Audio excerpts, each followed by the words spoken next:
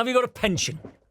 I know, not like a state pension, but like a work pension, private pension.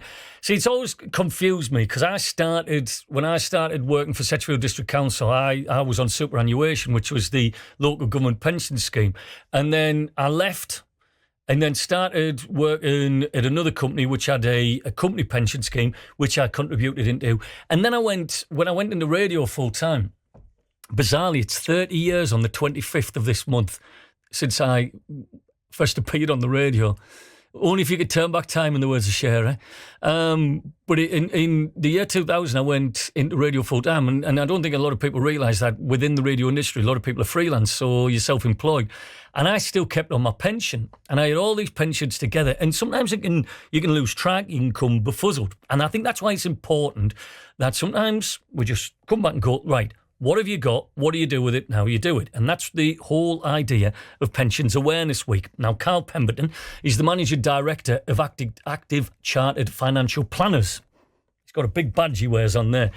And he's got some great advice for us of what you can do if you do have some of those pensions kicking around. So I asked whether the average person considered how their pension works for them. A lot of us have got many things that we've got to pay for, haven't we, in our day-to-day lives? So thinking about something you're going to get the benefit from in maybe 10, 20, 30 years' time is the last thing on people's minds. But unfortunately, the earlier in life you do think about them and focus on them a little bit, the cheaper it's going to be and the better retirement you're likely to have. And that's the key, isn't it? It's maintaining the lifestyle that you've become accustomed to after you give up work. Yeah, very much so. And the state pension, as it is at the moment, is likely to pay you about $11,500 a year, which is about £221 a week.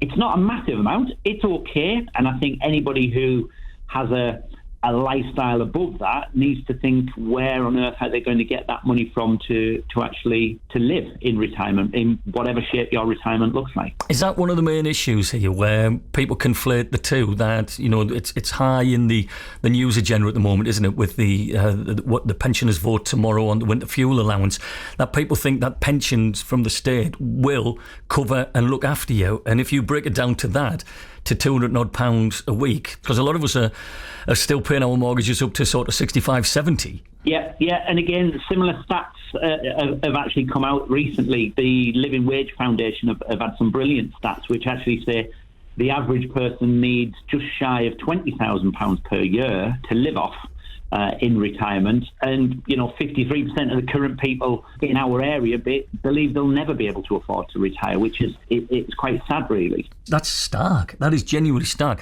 Do you have to? Is it like most things? You have to exercise and manage and keep an eye on your pension. It's not one of these things that you just chuck into the corner and then all of a sudden when you're 67 it'll come out and it'll look after you nice. You've got to work at this. Well, there's two distinct different types of pension. There are those types of pension which are called defined benefit, which some people know as final salary pensions, and that affects a lot of people in the public sector, so education, health, police and such like. And then there are those which are called defined contribution. Now, they're the ones that you or your employer physically has to contribute a fair amount to get a pension at the end of it. Now, I'd sort of split my answer in two there and say, if you are a final salary, a defined benefit, lucky person that has one of those schemes. Are they rare these days, Carl? They used to be the common thing, as you say, in public service, like where the council, police, whatever. That's what would happen. Are they becoming fewer and fewer? They are. Obviously, the local authorities and public sector tend to have the best ones, and they're probably the only people who have them remaining now, unless you have an old one from a previous employer.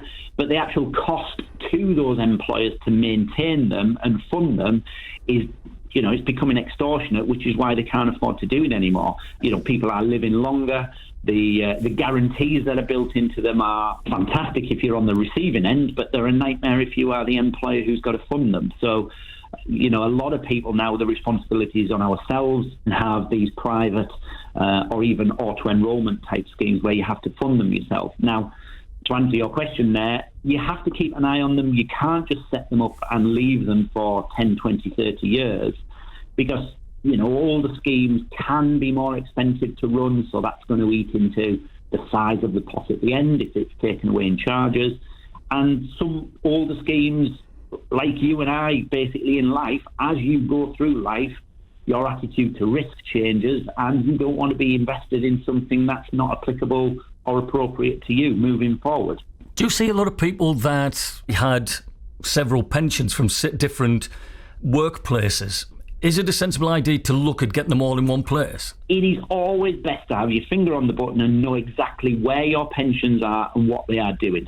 Now, in some instances, it is right to combine them, merge them into one, even if it's from an admin point of view. In economies of scale point of view, you can get sometimes better deals by having monies all together. The caveat to all that would be is to make sure you're not giving up, any benefit on an old plan that are not applicable in today's world. So before you do charge off and do that, because I will say there are lots of people out there who encourage people to consolidate their schemes. There are adverts in magazines and certain radio stations that encourage that. And I think it might seem attractive on the face of it, but you've just got to be careful that you don't give up a fantastic benefit that you know you're going to lose by doing it. Is it worth finding someone with knowledge, a company that can advise you? And that's, this is where financial advisors come in. But that can be a minefield, can't it?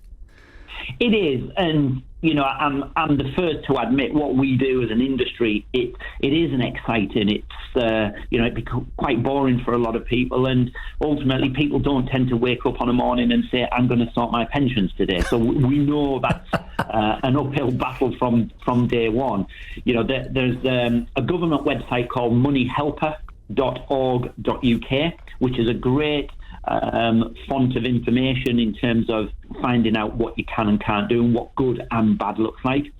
There is a citizens advice service which is called PensionWise, which again is independent and free to use. But if you are looking for a financial advisor, then I would definitely go to a website called unbiased.co.uk, and it lists all of the reputable financial advisors in the area that you can turn to if you need to speak to someone and actually pay for personalised advice. What are we looking like pension-wise? People taking up pension? Because I'm thinking again, with tomorrow with the vote on the winter fuel allowance being cut for the pensioners, are we getting into a position now as a society where more people will have that secondary pension, a private pension, to subsidise that state pension? Or has that balance not changed for many years? The amount that people need to contribute or to have as a pot on retirement has increased significantly over this last few years. So the need has gone up. It's pleasing in one sense to say, again, these are the latest stats from HMRC, that there is more money being contributed to private pensions over the last few years, but the number of people, actual individuals contributing, has dropped by over 500,000. Now, that's probably a sad reality of a lot of people in these situations with the cost of living crisis are simply not contributing anymore, or they've stopped contributing because they can't afford to do so. And I completely understand the emotional decision as to why you would do that. But the downside is it probably will come back and bite you later on, unfortunately. What is the benefits to a pension scheme as opposed to putting in an ISA or a savings account or just keeping it in the bank, where you can see the money? What is the big bonus of having a pension scheme? I always say it's probably the most tax efficient and legitimate way of saving and saving tax. So for every £100 that is contributed, it actually only costs you £80 or even less if you're a higher rate taxpayer, because you do get the tax relief of the contribution that goes in. So not only does the money that you contribute get tax relief, it grows tax efficiently. It can be taken out in retirement tax efficiently as well. I can't say tax free, but again, the mass majority of pensions out there now will give you 25% tax free cash back on retirement or as and when you can access it. Now, I'll just caveat that as well, because that's something that might change. When it comes to your pension pot, if you are approaching retirement or thinking about retirement, what are the options to do with that pot of money? Can you say you get 25% out, did you say, tax-free? If you've got 75% left, are there options you can do with that money? Yeah, and again, there's a difference between, as I say, the local authority final salary type schemes and what I would call the mass majority of defined contribution schemes, which is it's a pot of cash that is technically yours. You can take an annuity, which is an income for life. You can have different benefits of that annuity, so you can take them for a fixed term of years. You can add spousal benefits and certain guarantees. Or what actually came out in 2015 was pension flexibility, really. That, in theory, and I'm not going to advocate this necessarily, but if you are in a hole, then it can get you out of it. But you can encash your pension basically by as much or as little as you want, and you will pay tax accordingly based on what you take and how you take it. So they are far more flexible now than they ever used to be. Since 2015, have you seen the rise of people going, I'm 65, you know what I mean, I don't want to live forever, I'm going to buy myself a Maserati, I'm going to get all my money, I'm going to buy a fast boat. Yeah, can you not remember the news headlines at the time? They used to refer to them as the Lamborghini pensioners. Does that worry you as an advisor, though? As somebody who, I know you and you're a wonderful fella, but, your life is about caution and making sure that everything's... When people come to say, I want to cash me chips, I'm going to buy myself a yacht. You go, no, don't do this.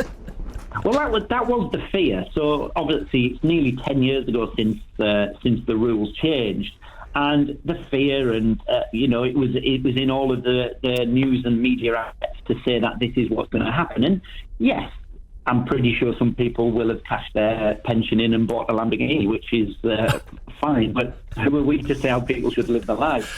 But they are, unfortunately, or fortunately, should I say, they are in the minority. So I think the mass majority of people, it's allowed them that flexibility to either retire slightly earlier. And again, that's another challenge the government have got, isn't it, in terms of, especially post-pandemic, people finishing work earlier than they would have previously planned.